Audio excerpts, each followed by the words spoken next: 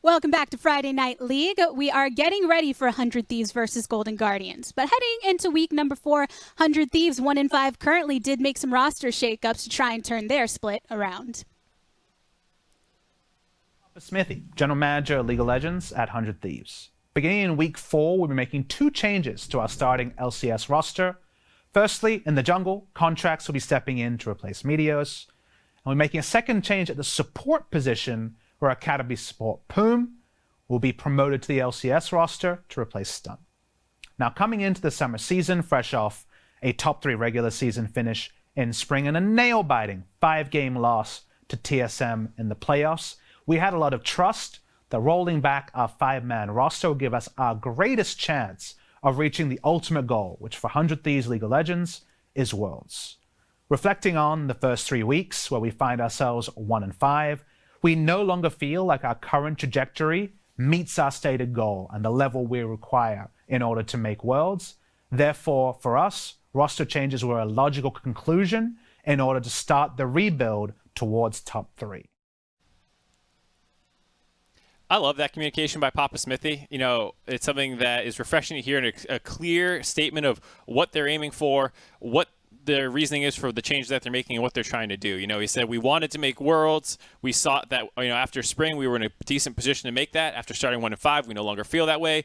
You know, we're moving out these 2 players. That's still our goal, but we are also bringing in young talent. You know, if you watch that whole video, it's just so great to hear such a clear vision and communication from an organization. Yeah, and this is a good time to actually be using your academy, because normally there's a lot of hesitation bringing academy up into LCS because there's this kind of Jekyll and Hyde characteristic you would have with a player where you wouldn't know if you're going to get them playing well in scrims and translate that well to stage play. But now we're kind of playing online now, so the stakes are definitely higher than scrims.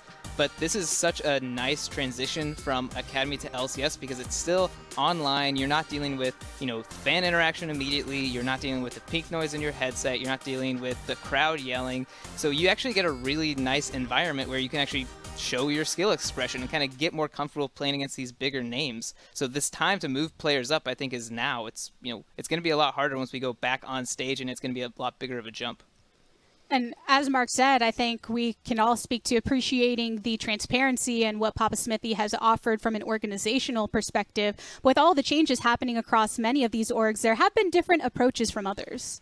Yeah, I mean, this is my angry segment. I'll put this on for it. Like, I am so annoyed by how some of the orgs are, you know, communicating their decision making and what they're aiming to do.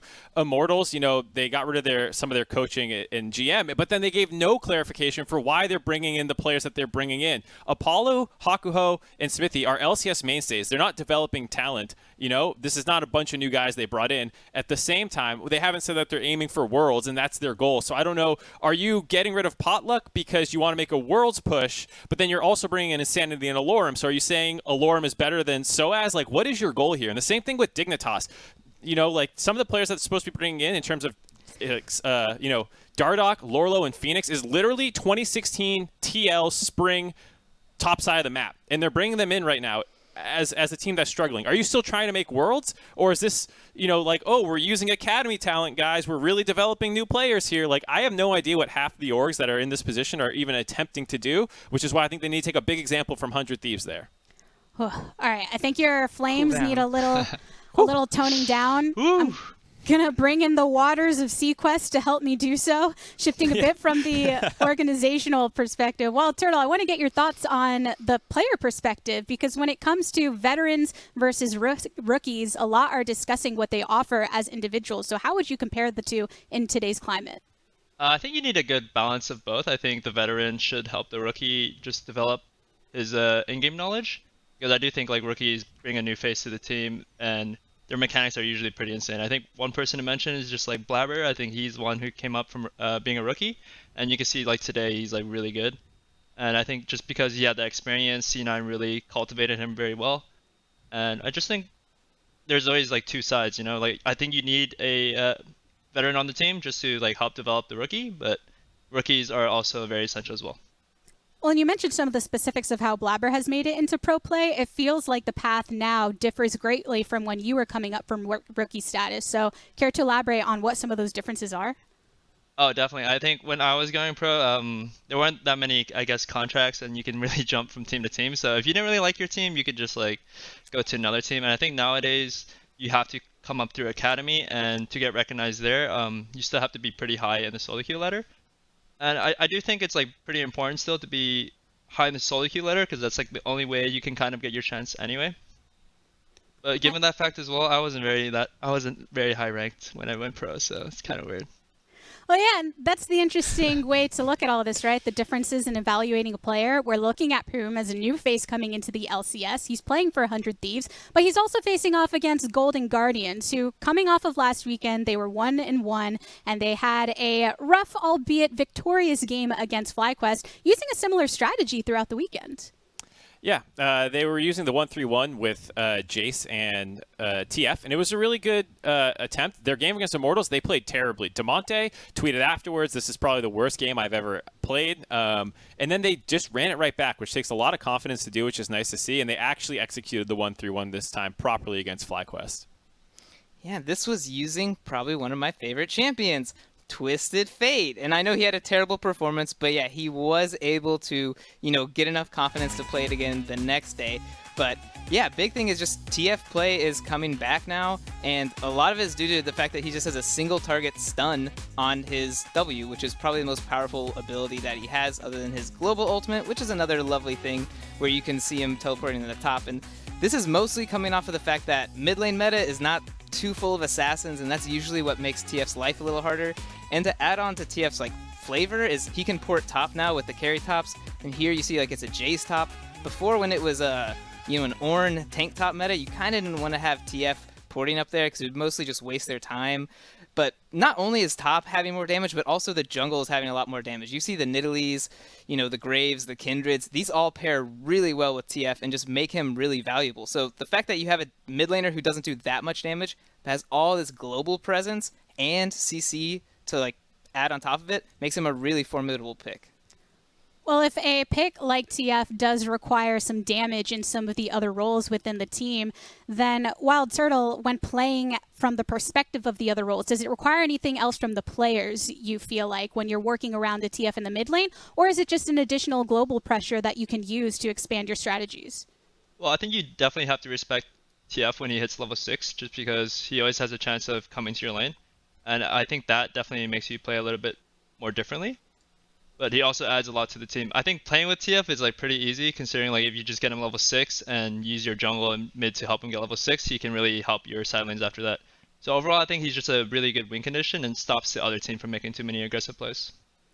And I'm not sure if he's going to be a win condition here in our upcoming match. I'm actually going to leave that to our analysts in deciding exactly what those should be for each of these teams.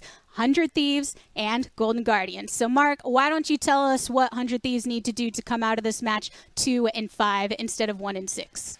I'm going to give you a little bit of a punt. I have no idea. This is the first time we're seeing this lineup ever play together. So I don't actually know what the win conditions are exactly supposed to be. I did send in question marks, and I said Contractz, enable him. He's mostly played Nidalee and Graves, and he has 2 Trundle games through Academy so far. But they've also been playing Ryoma on mostly hyperscaling mages like Azir and Orianna and the kind of control mages. So I'm wondering if they're going to try to lean more into his style, or they're going to try and move Contractz more to Ryoma's style. I actually have no idea. I hope it is one of the two that they choose to index in more. So, something a little bit more control-oriented like the Trundle if you want to keep Ryoma on his champ pool.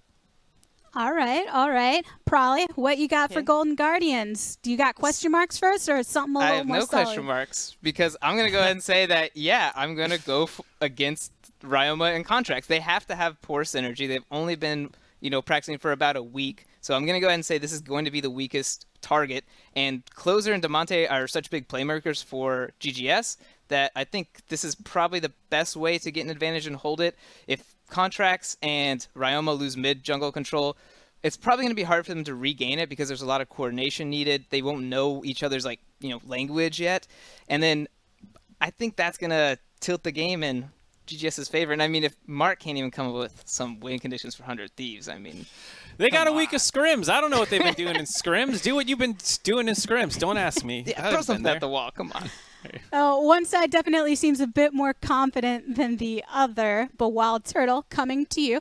Who do you think is going to win this, and what's it ultimately going to come down to in this match? I think Golden Guardians is going to win this just because 100 Thieves has 2 new members, and they need a little bit more time to just figure it out. But also, I do feel like 100 Thieves has a chance of winning if they just know, if they have a good game plan. I think they can come out swinging. I think maybe Golden Guardians will play the same TF win condition, and if they're doing that, probably give the game to them. Well, only one way to find out. Everyone in the audience, don't you worry, Wild Turtle is sticking with us to break down game number 1. But in the meantime, let's head to Golden Guardians versus 100 Thieves. We've got freaking Kobe with the cast.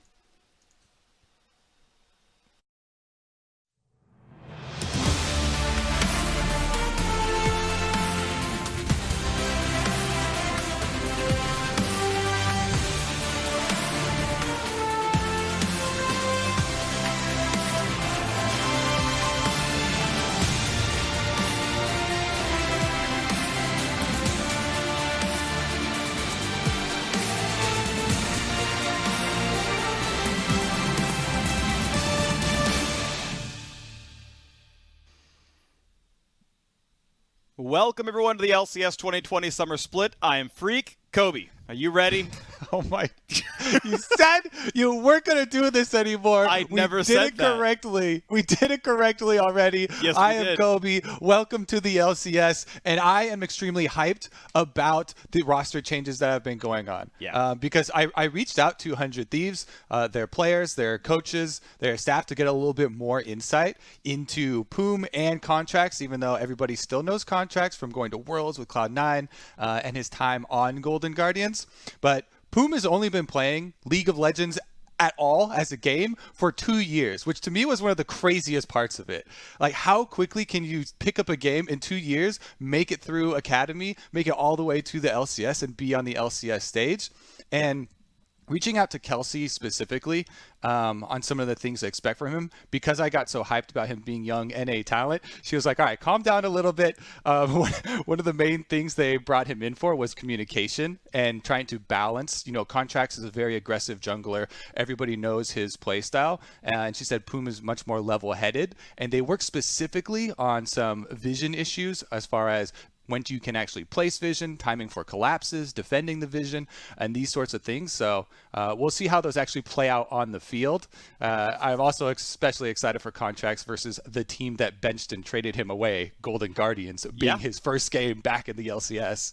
Yeah, I mean, it makes it fun, makes it exciting. I'm excited for the 100 Thieves lineup as well. I do want to see them improve. It felt like the worst performing members on that team were jungle support. It was the one statement that Papa Smithy didn't make in his statement was why these 2 players. But if you watch the games, it was, of course, those 2 players. They were basically leading the league in deaths, subbed them out, put in some well-performing academy players underneath, and I think this will make 100 Thieves look better. Interesting stat for you, Freak. Yeah. Yes, indeed, you're correct. Stunt and Meteos were number 1 and number 2 in the league in deaths. Guess who was number 3? Gate, last I looked. Ryoma. Okay. It's moved around a bit. I know Ryoma's up there. Yeah, I know Ryoma's leading his team in kill participation, so he's at least been in the fights. He's dying, but also at least helping get kills and assists. So he's just very active. Ryoma has a high action score, kills plus deaths plus assists. That's an underrated stat. It's an underrated stat. I definitely like action score for sure. And people, speaking of Ryoma, were actually pretty high on him after the TSM game, specifically his Azir play. You know, he became a really big force after getting just a couple kills. Once he got the 3 items, Deathcap came in and started to be a big player. And I know that Papa Smithy talked a lot about investment in the future, and he even called into Hotline League talking about how good Ryoma's been in scrims and in the solo queue ladder, and everyone's listening, with wide eyes, like, okay, we're going to see this build up here. Yeah, we're going to see it happen. We're going to maybe see it happen right now. Of course, Golden Guardians come off a pretty solid win themselves, taking down FlyQuest last week. So we'll see just how strong these teams can be as we get ourselves into Champion Select. Poome has played unique champions every single game in Academy so far. I'm always a fan of seeing Nidalee. We'll see if this one gets picked up here for Contractz. He's played that one 2 times as well. Of course, we are on patch 10.13. That means we had some Kalista nerfs, some Aphelios nerfs. Maybe you see those come off the table a little bit more often. Kog'Maw buffs, I think more likely as an AP mid laner than as a bot laner. And lo and behold, Contractz not going to get that mid move. Yeah, looks like they're going to respect their old jungler a little bit there with the Nidalee ban. There's your Aphelios freak, though. Yeah. Still comes in pretty hot. The Ashe, let's talk about this for a second because this has been a worldwide trend. Ashe has had a really strong resurgence, especially in LPL, especially in LCK, because she is so good into Aphelios, and they expected that first pick. A large part of it is due to the extra range, but the crowd control. Aphelios is one of the easier marksmen to hit with your arrows, especially if you get out of Fog of War. So I really have enjoyed this pick when seeing it in LPL and LCK as one of the main counters. Yeah, I think it's really, really strong. Aphelios has literally 0 ways to move faster in his entire kit. He is a very slow-moving attack platform, kind of like a Kog'Maw, which is and also a Ashe will even make him move slower. yeah, it works out pretty well. Ashe has a lot of build variety out there. You can do Ruin King Hurricane, you can do more crit focus. We'll see which way she ends up going. Close are going to go ahead and grab an early aggressive jungler here as well as Graves gets locked in. There were some very small Trundle nerfs a little while back, and now Volibear going to come in on the opposite side, and we're seeing more and more Volibear jungle. Yeah, that can definitely still be a flex pick, either Ssumday or Contractz. I have talked to Contractz, and I know that he specifically likes playing Volibear a lot in the jungle, so we'll see if that is the actual matchup. Graves is one of the champions that has a decent amount of answers. You can smoke bomb Volibear's engages a lot when he's charging, and if you save your E dash for the Volibear E, then you don't get hit by the slow. It makes it a lot easier to kite him, and you can proc your phase rush. So I think it is a good early pick on the side of Golden Guardians there. And then they pick up the Tahm Kench, both as a denial. Whenever you have Ashe, it really helps to take away Tahm Kench to save people that get hit with the arrows, but also, can save Ashe for your team as well. Yeah, of course, with Thresh locked in, it's not necessarily a denial, but it does make a lot of sense as Ashe, once again, like Aphelios, does not bring have back ways the top lane one. Yeah, I mean, yeah, who knows? Top Kench, top Thresh, who knows what's going to go on for that one. Azir going to get dropped off the ban table. That makes a lot of sense. Ryoma has put in a ton of games in that one, and a lot of them have been successful. Even if they're not winning, he's still played it 4 times, and he won't get it number 5 here. And yes, but as we mentioned, Ashe, as you mentioned, really not the best at getting away from things. Thresh hooks can be real deadly, and if you just Tahm Kench pull that one out there, you're completely fine. As the bans keep coming through, Trundle going to be another jungle ban aimed away at Contractz, and that means the top 3 are all gone. Graves, Trundle, and Nidalee really all he's played, and means a new champ going to come through for Contractz today. Yep, definitely excited here. Very well could, again, still be the Volibear, and they're going to have to reveal if it is top lane or bottom lane first. So I expect Golden Guardians' first pick on the second round of picks to be one of their other solo laners. I would expect mid lane, actually, because it's easier. You can pick like the Zoe right now. Damonte has played a lot of these global champions, though. Yeah. And they mentioned Twisted Fate on the analyst desk, that one being banned. Guess what? Galio's got almost as actually further reaching at level 2 there with the ultimate for globals. Yeah, and this is going to be interesting because I do want to see who's going in, though. None of these champions want to be the first into the fight, and that means that there's not a good Galio dive target. Unless Graves is going top lane, we're not going to see Nocturne for closer. Cassiopeia is going to be the mid lane answer to Galio. He's going to stack MR, but we're probably still going to see some lane pressure out of Ryoma overall. I am curious what kind of engage we see out of Hauntzer here on the top side. We need his pick. He's going to have counter pick here. 100 Thieves get to decide where the Volibear goes, which matchup they want to go for. Nunu did get some buffs in 10-13 or 10-12, yeah, I think. They're AP focused, actually, though. Yeah. So we started seeing AP Nunu, actually, pop up, especially in high yellow Korean solo queue. There's a couple of Dark Harvest mid lane Nunus, but yeah. For the jungle, it remained pretty much the same. Renekton is locked in. There you go. We get the Contractz Volibear. All right, now Golden Guardians, I don't feel like they have a good 1-3-1 kind of split push comp, right? This is not a Jace TF comp. Galio, yes, he can global into the team, but he's not the one doing turret pressure, so I think they need a team fighter here for Hauntzer on the top side. Kennen could well be that, and that combo's going to line up. He's got AoE crowd control, wants to reach the back line, and the Galio can dive right over the top. This is a lot of engage, very strong team fighting, and several members here on Golden Guardians can force the issue. I like this look. It's a fun-looking composition. Yeah, I mean, people can still remember Hauntzer's Kennen at Worlds with TSM. He's going to have to get in there with the Flash a lot of times as well, too. As you're mentioning, him being basically the go-to point man for engaging for Golden Guardians and making this whole team comp come together in the last pick is going to put a lot of pressure on him, but also a lot of importance on his Flash cooldown. I think Hauntzer's Flash cooldown will be the single most important summoner spell cooldown in this entire game moving forward for both teams to keep track of. Yeah, going to be a really, really big deal. Again, looking at the Golden Guardians composition, they've got frontline, they've got a mix of damage types. I think their lanes look pretty solid. We know, again, Galio, yeah, he's not going to have pressure against Cassiopeia, most certainly, but he can at least stack a Magic Resist pretty cleanly and feel okay about that one. You know, get the Adaptive Helm or an Abyssal Mask early on and kind of withstand that lane, and then just get out somewhere else and feel pretty comfortable. I've been liking FBI and huhi quite a lot overall. Not sure they're going to have a ton of pressure. Ashe poke is only going to be so good, but they can at least survive ganks on that side. So I like what that look is. I like that composition. On the 100 Thieves side, though, we do have another game of Ssumday on something that can take over the game. His third Renekton game, right? They've gotten him off Ornn duty since week 1, and it's saying, hey, let's give you some more pressure. And if they can have some top pressure come out of the jungle, if they can get Contractz up there for some ganks, Ssumday can 1v9 games like usual.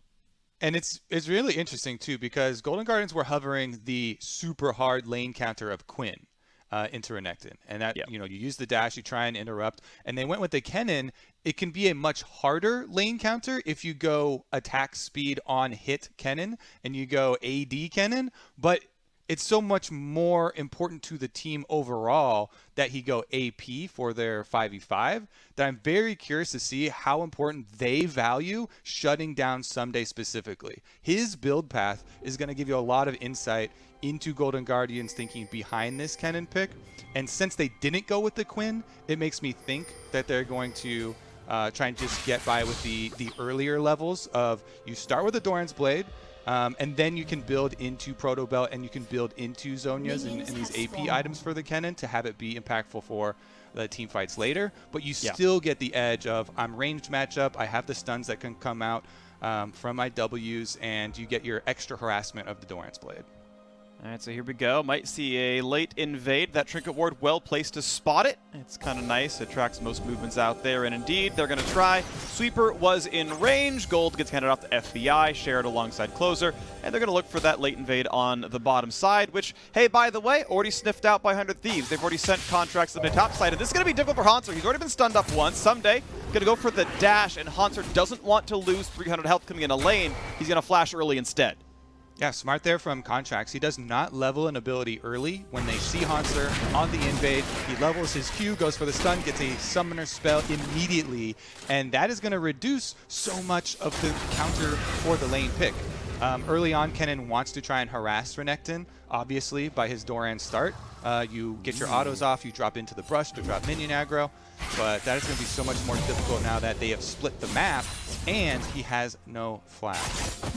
It's going to be a trade of red buffs on the side of the map, but of course Graves, a faster clearing junggler, knocks on the chickens, gets back to his jungle the same time that Contractz does. Almost had a mid lane gank. Nice flay that was damage on the huhi, and really level 2 doesn't increase the damage of Tahm Kench very much, so that's not going to mean too much here. Easy pickup with the blue for Closer once he's done autoing a couple more times, and red will burn that one down, and he can go on for the next couple of camps right there. So yeah, we'll keep that roughly 1 camp lead for the Golden Guardians jungler. We'll wait to see what comes through later on as they scale up and get more items and look for those big plays. Yeah, you mentioned the faster clearing. That's just an issue that's exacerbated by the fact that he had to level Q to burn the flash of Kennen. If you're not starting W, your first camp's going to be a lot slower there. Took him a while to do the red. He's seen on the Tri-Brush ward, and Closer's already here with double buff, so this is really dangerous. The Contractz might have flash. Doesn't know they know it's going to be some decent damage, and yeah, that would have almost been a stun to Kennen. One more strike would have done it as soon as the autos come through. Now Damonte has to be respectful. Gets a bit of poke on Ryoma. Came up to help make sure if there was a fight happening. There wasn't. Ultimately is okay here. Ryoma will get most of the farm. There's the easy Twin Fang. There's the second one. And those are all his minions. And one of the big things I like about that counter pick in mid lane, the Cassiopeia into the Galio, is that not only do you have really good scaling DPS options for later for the Cassiopeia, because she has a really easy farm lane early on versus the Galio, especially if it doesn't get ganked. But Miasma is so good against Galio now that he can't do, comp flashes and stuff like that.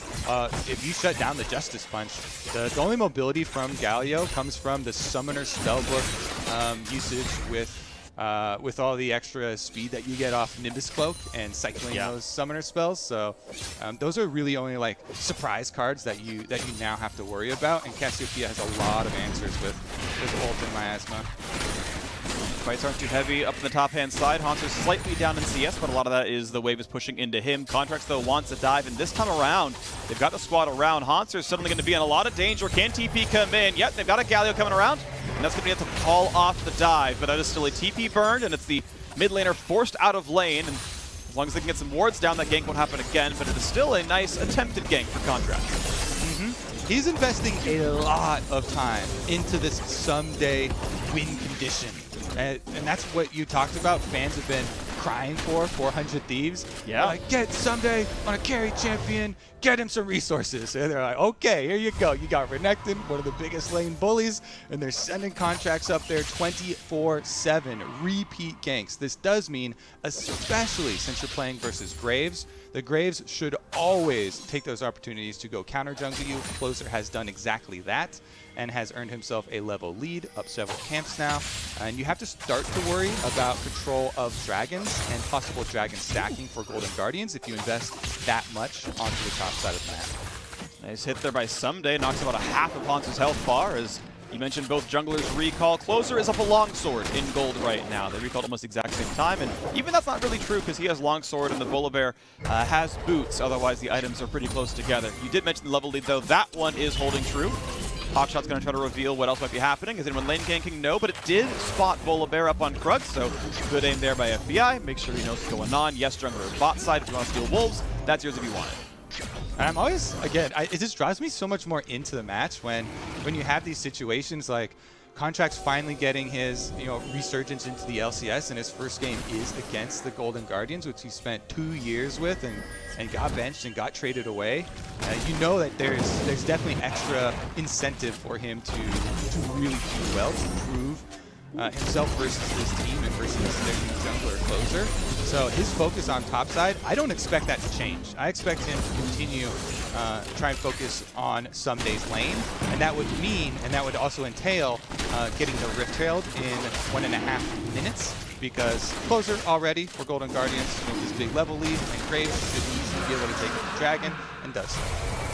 Gets that one, no problem. You saw him earlier go for the Scryer's Boom, make sure there's no wards in the pit. There weren't, and he's able to take it down. Neither bot lane has recalled yet. We expect that to come down pretty soon. You want to get your items on the board as kind of fast as you can, and you can easily get a BF sword recall for Aphelios here for Cody Sun. You can get Cutlass plus boots for the Ashe, no problem. And we'll see what comes through as Closer wants to again keep the invade going. Has the level lead, but Poome is going to move first, and that means his invade will not matter. And as the red goes down, Contractz gets a bit closer in the farm game, a bit closer in XP. Still not 6 though, has to still lick those wounds. Yep, and again, that's for the repeat ganks up onto the top side, which, look at the CS. Hauntzer's got his flash back, and his CS is still ahead of Ssumday. Ooh, it looks like he got a little bit of minion block there. Couldn't get in range for the Q to quite touch that one, but Hauntzer's dealing with the pressure thus far completely fine.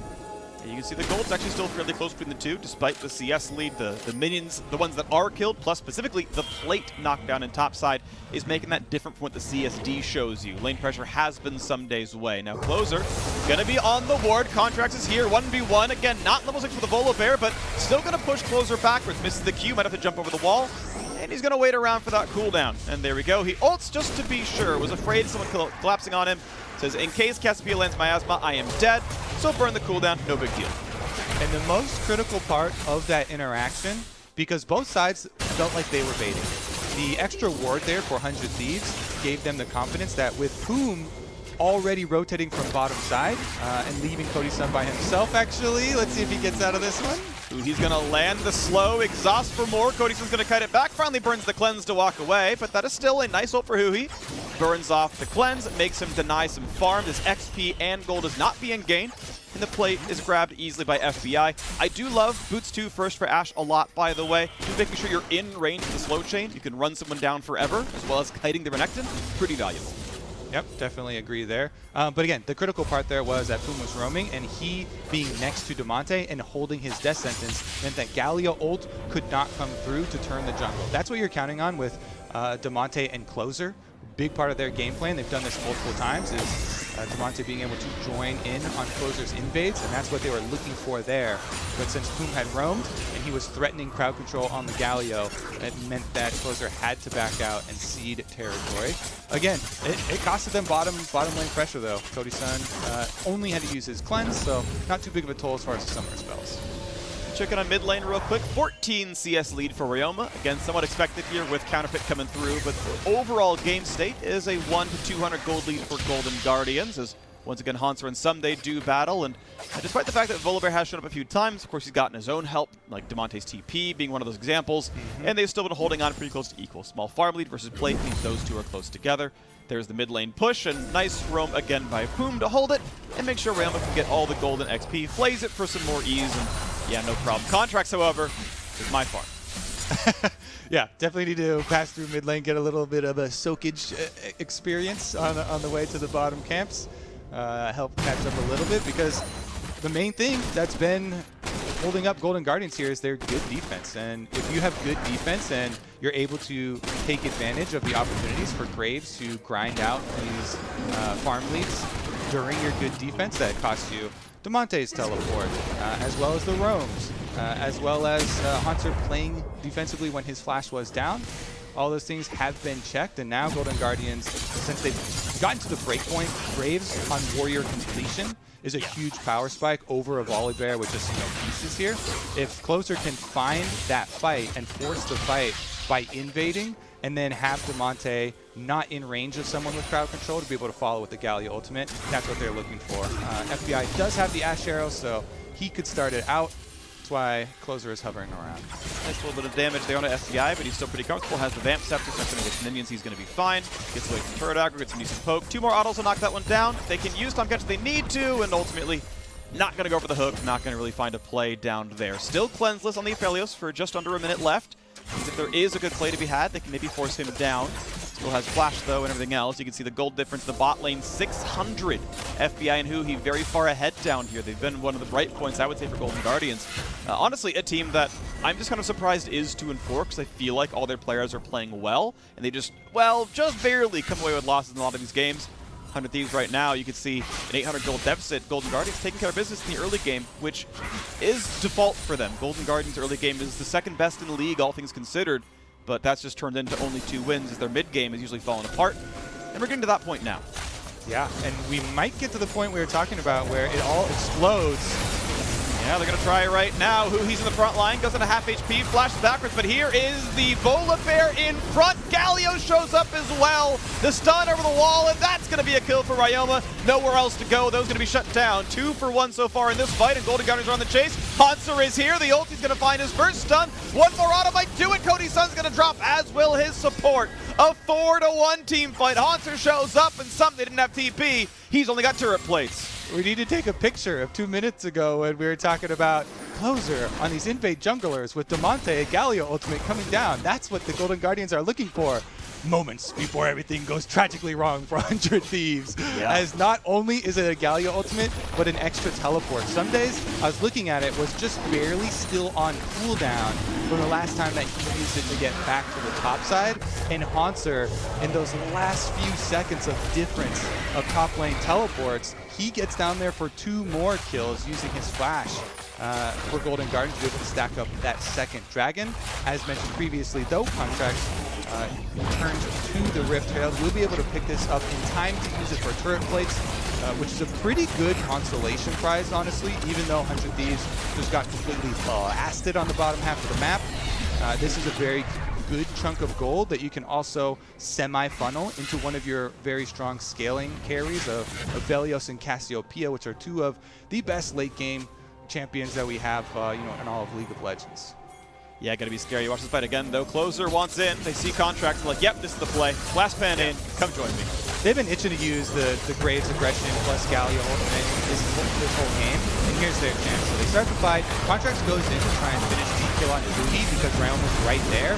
With the Galio ultimate shield, that's an extra magic damage shield, and it stalls Ryoma's damage long enough that Ryoma has to commit right into his face to be able to get that kill. And since Contractz was already down, and Hauntzer's teleport advantage over Ssumday, as previously mentioned, allows Golden Guardians to have 5 members there to just clean up all these extra kills. Look at that, Golden Guardians 2,000 gold lead at the pretty early stage of the game, 14 minutes in. Usually we mark these at 15, and UK would be a very nice one for them, a bit above their average, but again, normally very good early games. 2 Drakes picked up, Ocean Soul going to be the option here if they can get 2 more.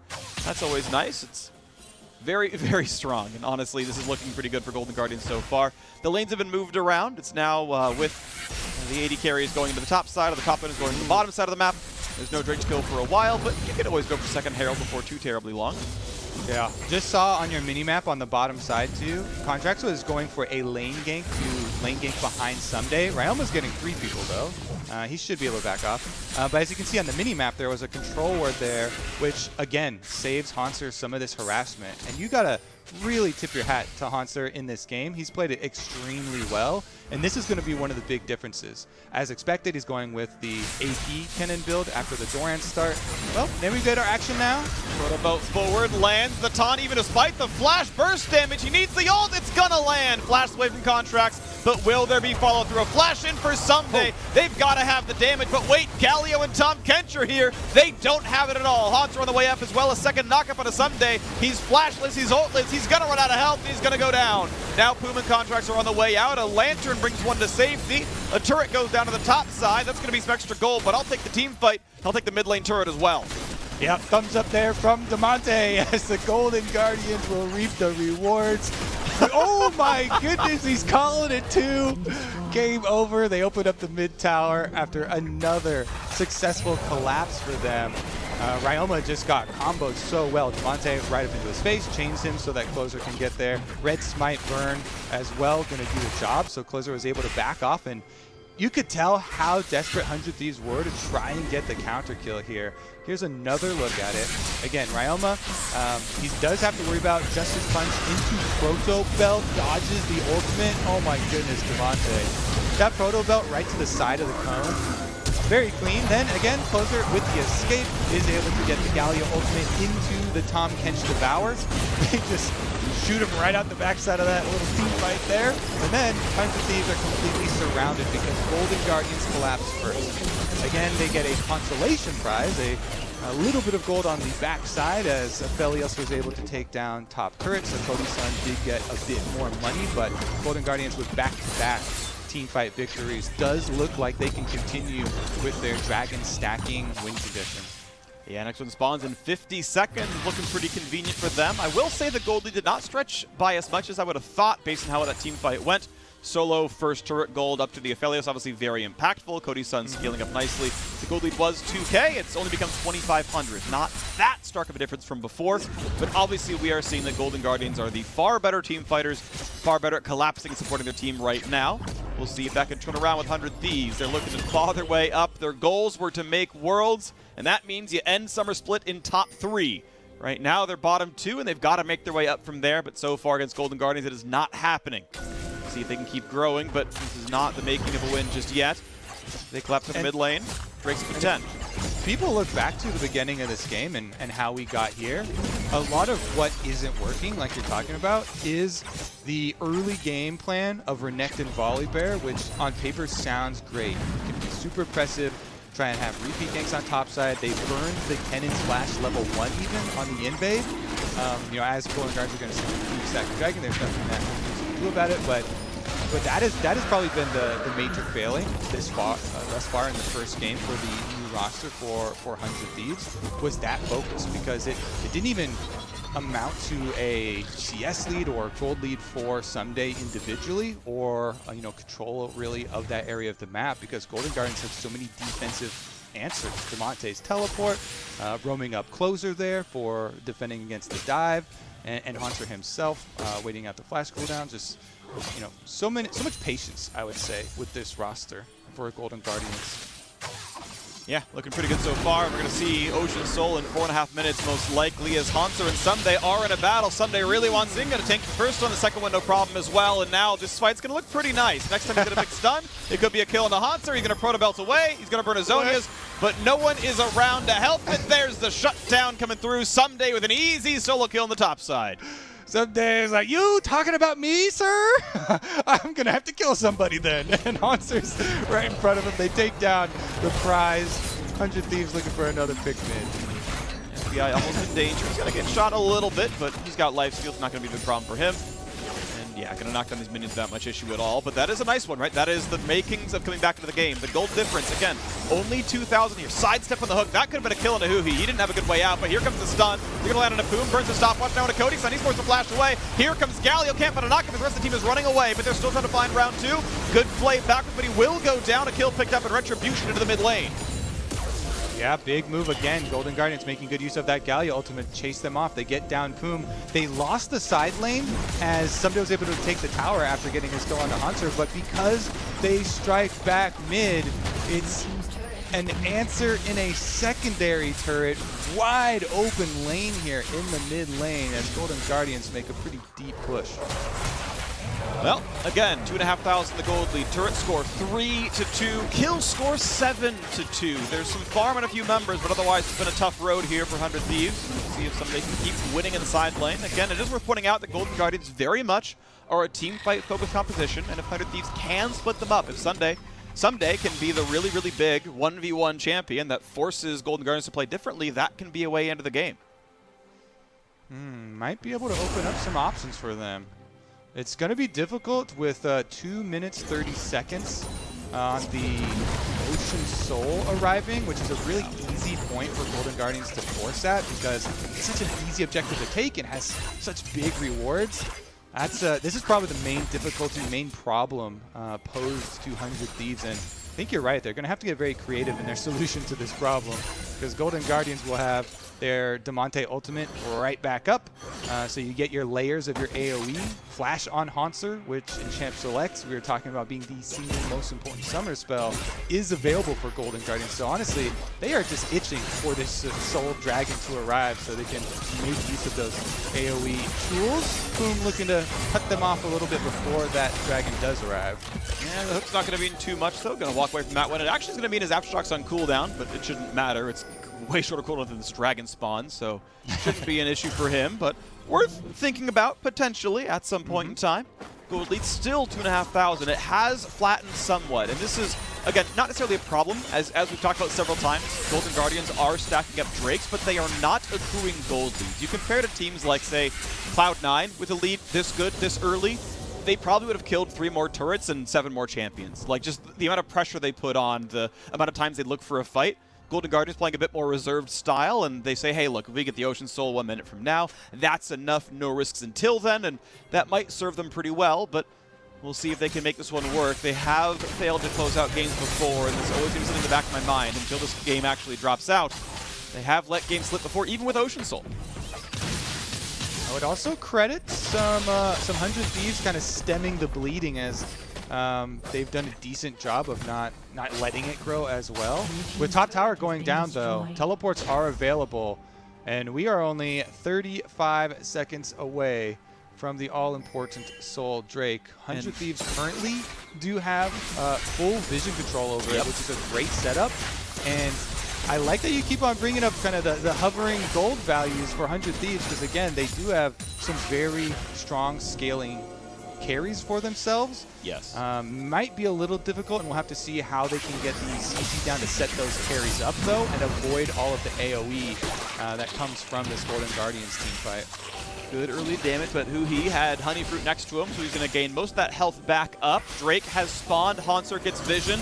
This is the 5v5 that determines almost everything. 2 major items done on the primary carries of 100 Thieves. Ryoma and Cody Sun are ready to brawl. Contractz in the front line. Level 11 on the Volibear has momentarily closed the level lead to only 1. And Golden Guardians say, okay, we're going to come around on the right-hand side. Hauntzer, though, going to be found in the brush. Big stuns on him. He's got to be respectful here. He's going to go for the ult. He finds a stun, but Ryoma's going to stay alive. Galio up in front. Ssumday gets away. He's going to stay alive. Backline X for Contractz. 1 for 0, though, as support drops down. Damonte on the board. Ryoma going to drop as well. 2 for 0, and now huhi's going to try to find a slow and a Contractz, and that might just be enough. They've got a lot of champions dead, and Contractz flash list is likely to be the third. How do you get away from this one? The taunt's going to land. The slows are there. A 3 for 0, and 100 Thieves are routed. Ocean Soul is going to go to Golden Guardians. Frick, quick, pretend to be a jungle creep or something. He's a bear in the jungle. Don't kill me. Golden Guardians are not having any of it, though. Not only did they get their perfect setup for this Drake, I mean, Hauntzer got right into this side brush. Perfect flank for him. He didn't even have to flash in, even though Damonte wasn't quite in range for an instant Galio ultimate.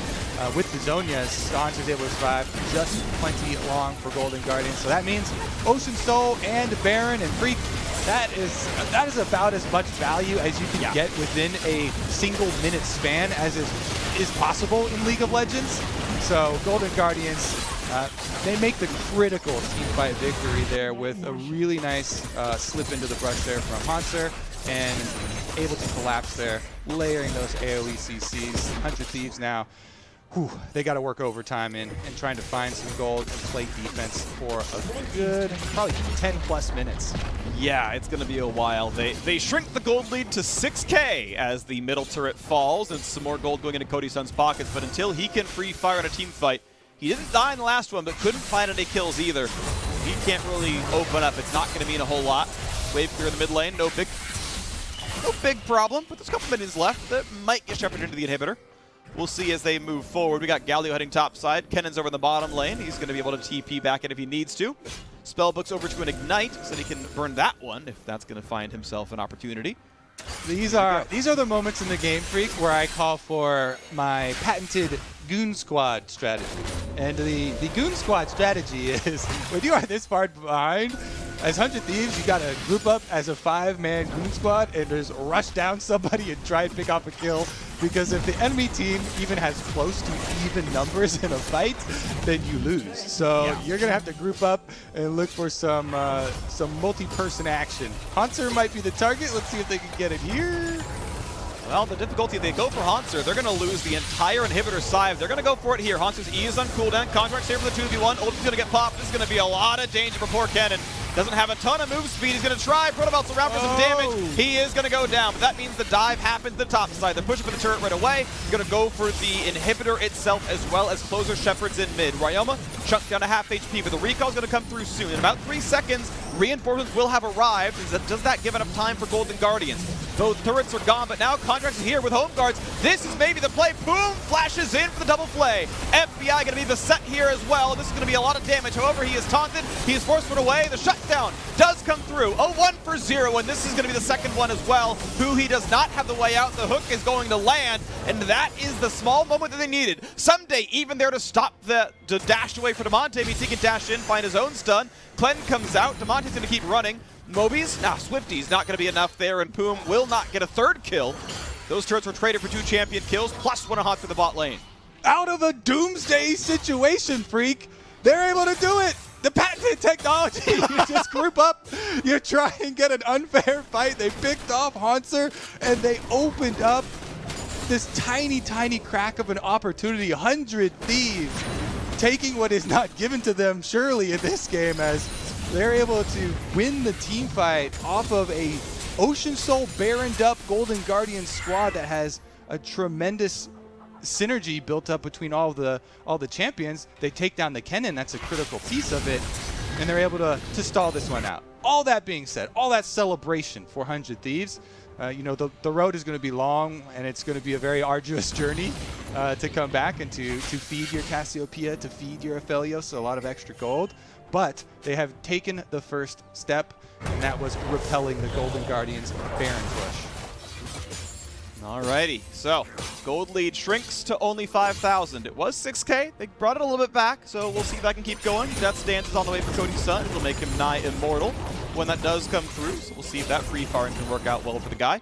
QSS picked up for FBI, none yet for huhi, so he can still be the target. I know we often see Quicksilver Ashe come through for Tahm Kench's because they can save someone else, but ironically they can't save themselves. I've heard that quote before. We'll see it again maybe in this game, but regardless, the wave's still getting pushed in. Closer's the one to get the gold right now. BI comes down, and level 14 Ashe definitely going to do plenty of damage here. Yeah, we need to see relentless pressure from the Golden Guardians right now. They still have the Ocean Soul. Contractz does get the smite for the slow, but they're unable to chase down Closer. It is a phase rush Graves, so it's going to be very slippery. Golden Guardians, though, again, yeah, returning to the extra pressure here. 1 minute on this Elder Dragon spawn. Your top objective, if you could get this top inhibitor down before the Elder Dragon spawn, that makes it so much easier, for you to have this push and pull pincer movement. 100 Thieves are trying to take advantage of this, 55 seconds that they have left before that objective does spawn. This may be the moment they're going to find some damage. The Closer on a half HP there. The hook in the front line there as well. Means damage in a huhi, but Contractz forced back out, and Hauntzer had a very deep ward to teleport to it. It forces the rest of the Thieves to walk backwards. They could not let their backline be on top of the Kennen. A fight there between Damonte and Ssumday doesn't end in too much, but it means both inhibitors are down, and even without Baron buff, they've still got the Ocean Soul. They can siege this as long as they want and believe their opponents out of resources. Elder Dragon in 25 seconds. Golden Guardians don't have a way for the bot lane. It's Nexus or nothing. And right now, looks like Golden Guardians not going to get nerfed out of this one. They're going to walk their way towards that bottom river soon. Yeah, they've done it. They got their objective. The top inhibitor's down, Freak. They've got 2 inhibitors down with Elder Dragon spawning and an AoE wombo combo. This is another dream setup for them. Here we go. Looking for the ward control, looking to see that control ward spawned, and not going to back down. Means fog of war this entire route over. The only thing 100 Thieves can see is that brush next to mid lane. Golden Guardians don't have to walk by it, they don't have to walk through it. But Contractz going to try again for some of the front line. They need to take this fight before Elder Dragon. They're going to go for their very best attempt on a 1k HP. A hook again on the front line. Closer around the back. Hauntzer here as well. Galio over the top, and it's going to find Poome, who has nowhere to go, and he's going to be the sacrificial lamb. Hauntzer, though, dangerously low as well, is a trade of kills, and one that is a positive for 100 Thieves. Ryoma Chunklo won't yet die. FBI wants in, and he's not going to open up just yet. But this taunt, though, that's going to be it. That's going to be 2 kills to the back line. Ssumday can try his best, but it cannot be enough. Knocked into the air. Guardian Angel going to be popped. Ashe still alive. Closer flashes in for Cody Sun. He's going to have the damage. He's unstoppable. There's the thinking emoji out of Damonte, and the TP to close out the game. Golden Guardians will improve to 3 wins, and they will knock down this different 100 Thieves lineup. The better team on paper. The composition run well. Golden Guardians edging closer to 50-50. Damonte able to make the re-engage there. There was a slight opening for 100 Thieves, but none able to make it happen. Golden Guardians push it ahead. Pretty clean game from them, honestly. Yeah. In the last ultimate from Ryoma too, I was trying to think back if he has stunned a single person with his ultimate in this game, because so many of them people turn their backs to or wasn't able to get them. Yeah. He stunned huhi when he was stuck in the bottom river on that, like, the big 3-for-1 or 4-for-1 team fight. That's the one stun I saw. That said, though, point taken. Yes, did not have the greatest of games. Ryoma was not really able to open up on a much. Certainly Golden Guardians, the better performing team out of this one. And again, on paper, I expected that. I think Golden Guardians were better than a 2-4 team. I think they have some slightly easier games coming up for them, which I think they should clean up here as well. And we'll see how much that can move around. On the 100 Thieves side, though, it's the first game of the lineup. I do think this team can improve. I do think, though, it is still an uphill road for them, and it's going to be a difficult one. So we'll see how they can perform in the last, 12 or so games of the split. Now, before we go to the break, the LCS would like to recognize the passing of a cherished member of the gaming community, Byron Reckful Bernstein.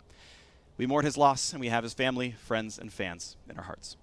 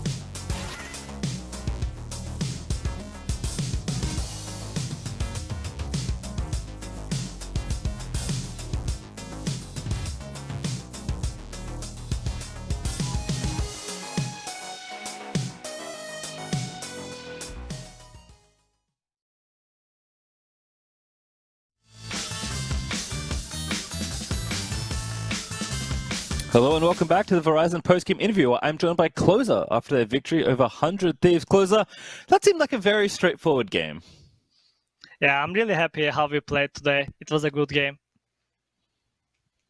And it does seem like the team has been kind of getting cleaner, and like I know I've heard from a lot of you that like you know you're good, you're just trying to clean things up. Do you feel like now after 3 weeks of play, coming into week 4, that the team is kind of hitting their stride? Yeah, I still think there's a lot to improve on, but I feel like we are getting better day by day. And I just wanna we are just trying to right now be more consistent team. Like I think our early game is always good, but even against C9 we were ahead early game. Then like we are not really good at closing out the game and the decision making.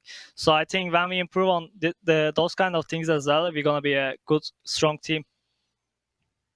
And who's the kind of the main person on the team, whether it's on the team or in like one of the coaches that kind of helps with facilitating that decision process? Is that Enero fueling a lot of that, or is it someone on the team, or is it a combination of the two? Usually we don't really have a problem in early game because I usually talk fully in early game. And for example, when we are playing practice, when we are scrimming, we don't really have problem at closing out the games and macro decisions, making like risky decisions. But when we go play at the stage, we are still like hesitant about some things. Like we just need to play like how we play in scrim basically.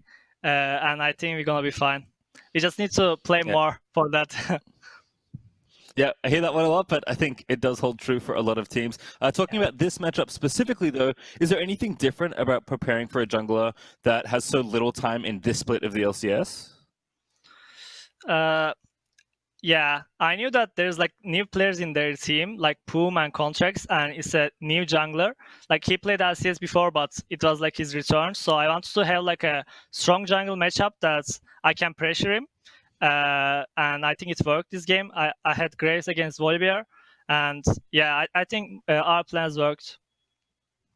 Well, it seems like they did work out. Best of luck. Congratulations on your win today, and best of luck with your games tomorrow. For now, we're going to get more on that game and a breakdown from the State Farm analyst desk.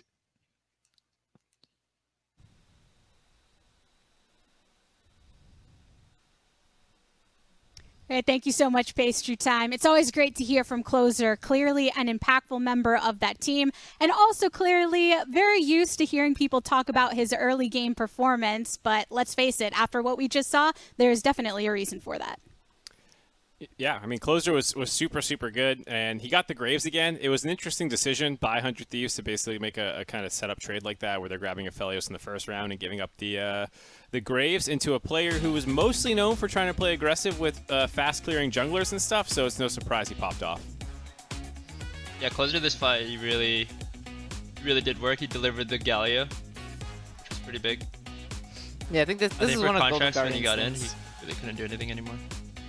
Oh, sorry. Yeah, I was going to say, this is like, I think, exactly what GGS wants. Cassio actually has the faster rotation here, but since Galio is a global, and I think they like Damonte on globals like that, they're able to kind of set up a trap that is a pretty good bait. And when they went for the Tahm Kench, you know, they all just like dogpiled in there. And this is actually a really unfortunate one because, yeah, the Renekton TP was about 10 seconds off, but I think the mid-jungle synergy between Closer and Damonte has definitely been getting better, and here they're actually punishing the Cassio cleanses on cooldown. So Damonte goes first. I think this is exactly what Closer wants, a mid laner who goes first, where he's just come in and clean up the kills. Yeah, it's a pretty clear playstyle that they're developing in terms of, you know, Damonte is more the supportive player for Closer to go and pop off, and he's always been a good team-centric player. Even back when he was on Qiyana and some champions that are maybe a little bit greedier, he was still roaming all over the map and trying to function more as a setup than getting himself turbo-fed. So this is something that I think a lot of people are looking forward to, and they have been trying to do it with Nidalee, and ever since they moved off the Nidalee pick, I think that they have looked a fair amount better, minus that, you know, pretty disappointing in execution game with the TF against the Mortals. I mean, looking at moments like this within the game where the setup looked like it would end up favoring 100 Thieves, but Golden Guardians still able to turn it around, was that a symptom of the fight at hand, or do you feel that Golden Guardians have been working enough on that synergy, whether it be between mid lane and jungle, to create advantages out of these situations? I mean, it looks like they did a good job of trading objectives. Like, before this, they were trading, you know, jungle vision for the top turret, and then later they come back to regain it, and they're not super gung-ho. They're not going to just face-check bushes. They came from different angles to try to regain dragon vision, so I know Closer was talking about their kind of, like, weird decision-making later in the game, but it does look like it's improving, even though, yeah, there wasn't too much pressure on them because they were so ahead in that game, but it does seem like they are going through steps to, you know, trade objectives properly and to regain objectives without taking too much of a risk.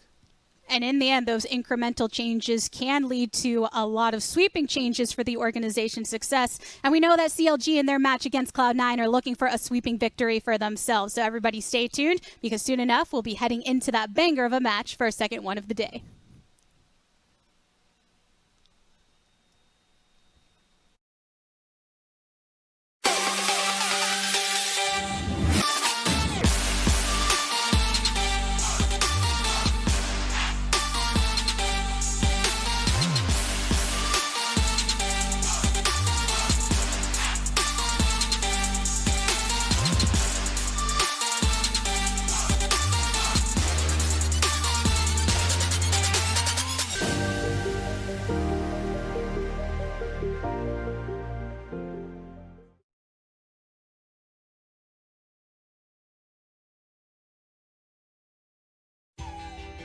Many of us are working from home and adjusting to new coworkers.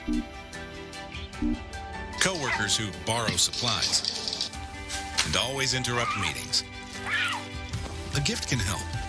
And when you use your MasterCard, you have security benefits that keep you protected, so your purchase ends up in the right hands or mouth.